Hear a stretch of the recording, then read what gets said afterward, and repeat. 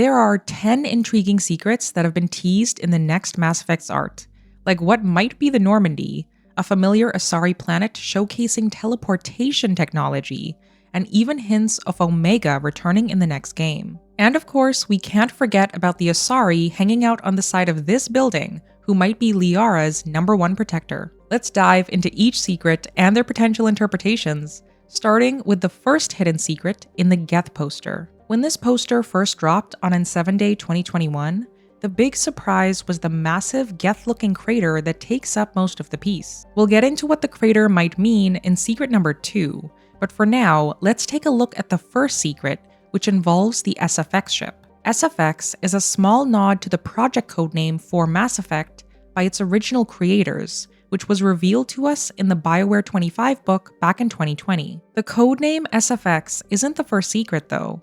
It's the black, white, and red color combo that paints this nostalgically named ship. These colors match the N7 palette to a T, which leads to my first interpretation that this SFX ship is most likely an N7 exclusive ship. Put more bluntly, this ship's purpose might be for the exclusive use of an N7. Now, I don't see any N7s hanging about outside the ship, but it doesn't take only 4 people to run one.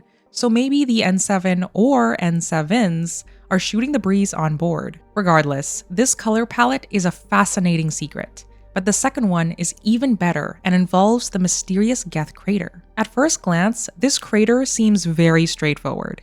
It's a gigantic Geth head with lens flare included, but it's this small little pond over here that holds the secret to what this Geth crater is really trying to tell us. I've done a full analysis on what this means, but the short version is that this particular Geth head featured in the Mass Effect comic titled Discovery. Kieran Kandros, who you might recognize from Mass Effect Andromeda, stumbled across an inactive Geth that had data on the Andromeda initiative, and lo and behold, that very same Geth head is a match to the Geth crater. The small blue camera in particular matches secret number 2, which leads to my second interpretation. In the comic, the main discovery is that a group of Geth put together 3 mass relays to form a massive telescope, and with this telescope, found a way to discover planets way beyond where anyone else was looking. Since the poster's group of 4, who I believe includes Liara, is striding towards the crater, I think that they're looking into whatever this group of Geth had found using their telescope. Again, I do a full explanation in a separate video, but I think that this Geth crater connects to whatever that strange group of Geth were searching for. Now, secrets 1 and 2 weren't really hidden. They were more hiding in plain sight. But secret number 3 truly is hidden away in a pretty unique way.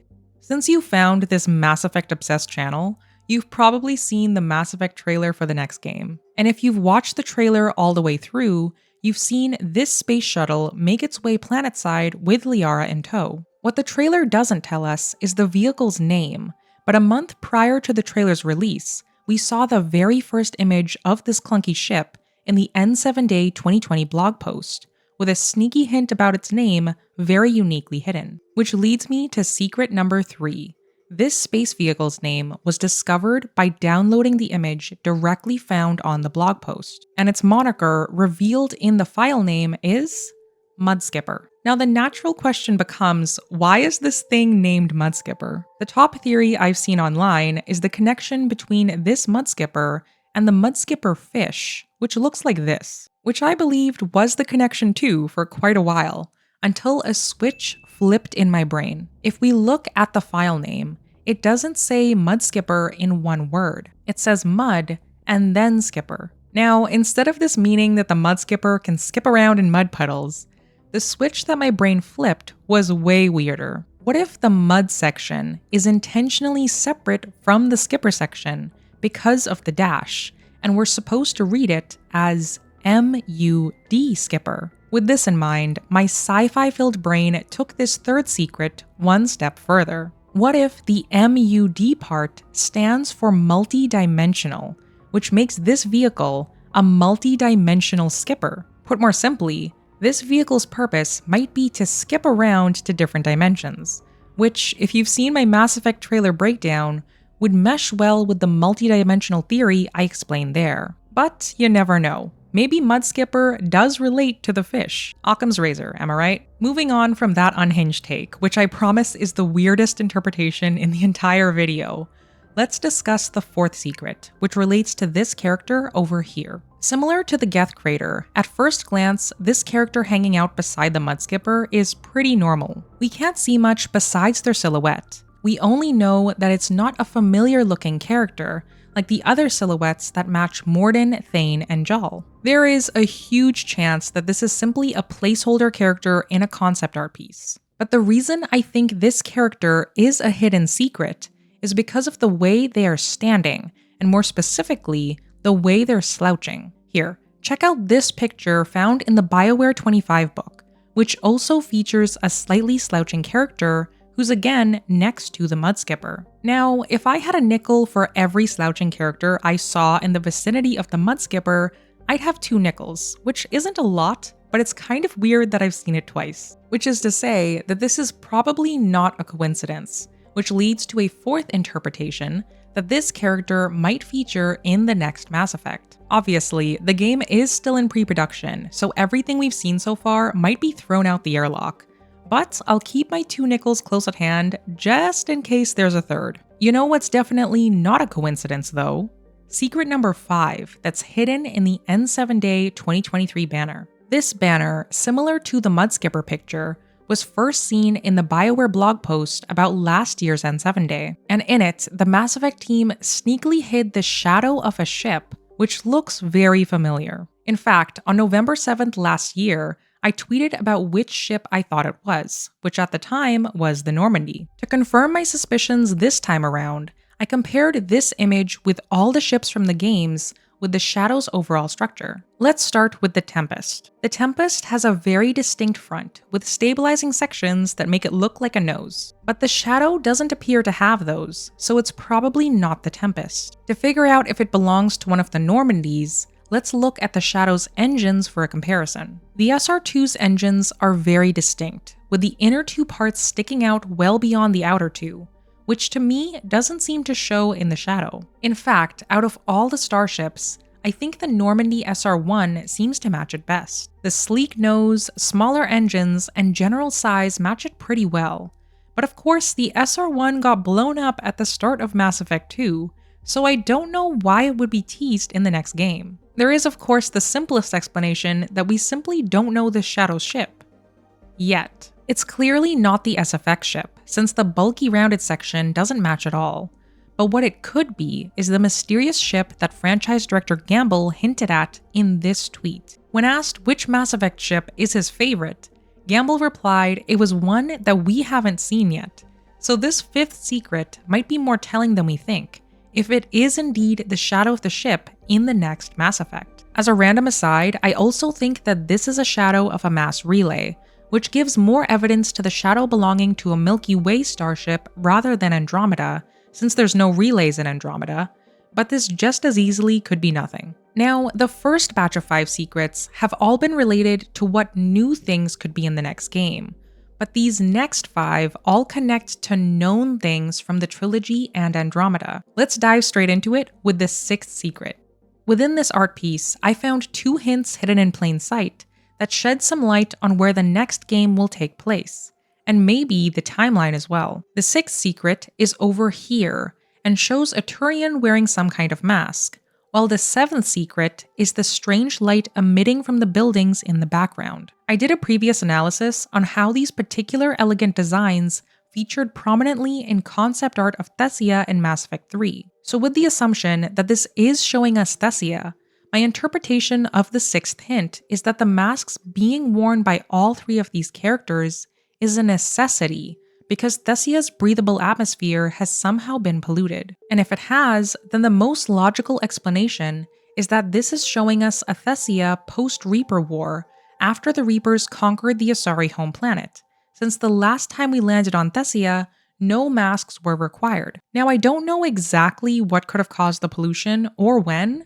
but that's why it's called a secret, right? Something I feel much more confident in though, is my interpretation of the 7th secret of the nearby enormous light beams. I had watched an analysis by Mr. Hulton a couple years ago on this, and I think he's bang on with what this secret means. In his explanation, Mr. Hulton related the mysterious beams to a particular sequence in Mass Effect 3 that's pretty iconic. That sequence being the beam run, which ended with Shepard teleporting from Earth directly to the Citadel. I remember thinking back when Anderson was first describing the beam, that it was weird how no one was surprised that this type of teleportation was even possible. But after seeing these same beams emitting from Thessia's buildings, we now know why. I went to Thessia in Mass Effect 3 and entered photo mode to try and find some answers, and quickly discovered that the buildings there very closely match what we see in the next Mass Effect's art, minus the shiny beams. So I take this to mean that Thessia,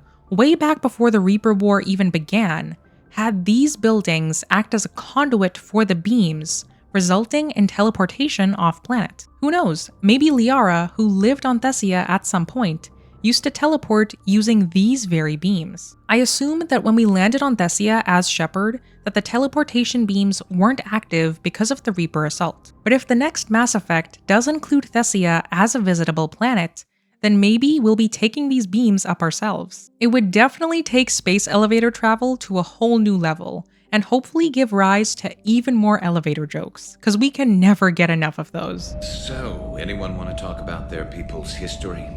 No. Regardless if it is Thessia or not though, what I find cunningly hilarious is that once again, showing us an Asari planet doesn't really tell us much about the timeline of when the next game takes place. But maybe the next two secrets hidden in this piece of art will help sort that out, which once again involves jumping into photo mode to interpret.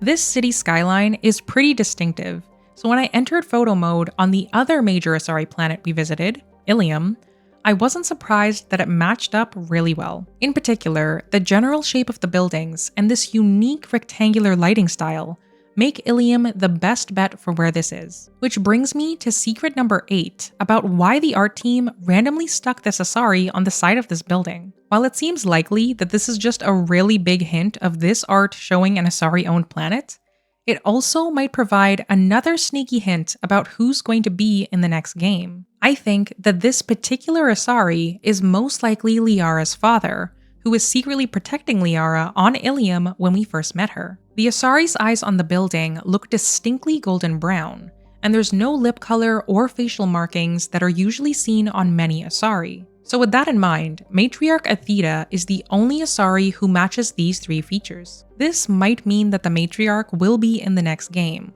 or more likely that the art team is 100% making concept art for Ilium. So with both Ilium and Thessia being confirmed, it means that the next game is definitely taking place in the Milky Way. Or does it? I'm not so sure it does, particularly because of secrets 9 and 10. Secret number 9 requires a bit of sleuthing to interpret, but we luckily have all the information we need already. If we look by this building, we can see the sneakily placed codename of SFX-5, which once again uses the original codename for Mass Effect, which was SFX. So this secret isn't even really a secret.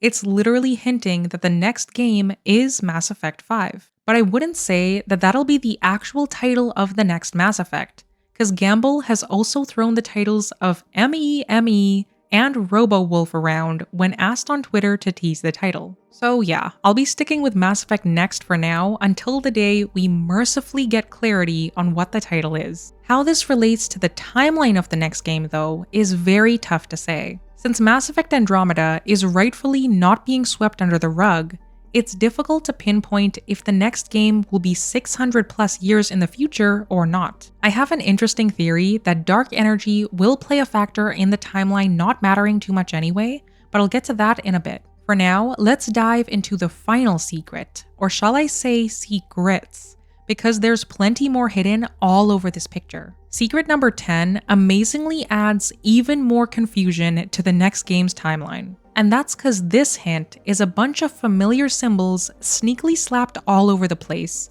that are significant to both the Milky Way and Andromeda. It took me a while to figure out which two symbols these were, but that's because I was looking in the wrong game. Once I booted up Mass Effect Andromeda, it became very clear that there was only one location with neon signs of this type: Kadara Port. Wandering around the port, I stumbled upon the purple sign in a couple places, and the blue sign was hidden away in the club above the bar. So that's those two figured out. But the other two are from a completely different galaxy and hold much more meaning. This one is the Omega symbol, and finally, a very slanted-looking Cerberus symbol is on the opposite end. Could these mean that Omega is returning as a location, and that Cerberus is going to rear its trio of heads once again? I'm not entirely sure, but what I do know is that there was an equal split of symbols with 2 from Andromeda and 2 from the Milky Way. I don't know about you, but I'm sensing a clear pattern from all the previous 5 secrets. The last 5 hints have either been direct connections to planets from the Milky Way, or showcasing small hints to Andromeda with the symbols and the emphasis on Mass Effect 5. To me, this was all carefully crafted by the art team for 2 purposes. The first was to show that the Milky Way planets will most likely be a focus in the next game, and the second is to not discount Andromeda from somehow being involved. Now, as to confirming the timeline for the next game,